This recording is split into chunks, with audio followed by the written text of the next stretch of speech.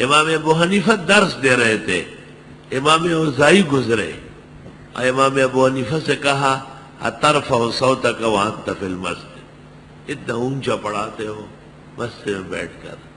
تو امام ابو حنیفہ نے کہا ہم لا یفہمون دونہ، وہ اس سے کم جانتے نہیں، آہستہ پڑھاتا ہوں پھر سمجھ نہیں آتی۔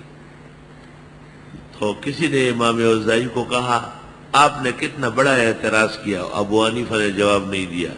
اوزاعی نے کہا میرا مقصد تھا کہ شاید بلا وجہ رفع صوت ہے، اور امام اعظم نے کہا کہ نہیں، بوجہ رفع صوت ہے۔ جواب تو پورا دیا، جواب تو پورا دیا۔ وَأَنَّ الْمَسَاجِدَ لِلَّهِ، اور بے شک مسجد اللہ کی ہے، فَلَا تَدْعُوا مَعَ اللَّهِ أَحَدًا، مسجد میں بناؤ سنگار، مسجد میں رونق زینت۔ امام الاثر انور شاہ کشمیری نے شرح بخاری میں لکھا ہے کہ یہ جائز ہے، اور یہ فی بیوت اذن اللہ ان ترفع اور خذوا زینتکم عند کل مسجد سے ثابت ہے۔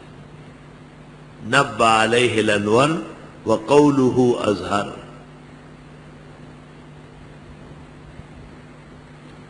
وَأَنَّ الْمَسَاجِدَ لِلَّهِ، وہ اللہ سے مانگا کرو، فَلَا تَدْعُوا مَعَ اللَّهِ أَحَدًا، نہیں پکارو اس کے ساتھ کسی کو۔ معلوم ہوا کہ مسجد کی بڑی بے حرمتی ہو سکتی ہے۔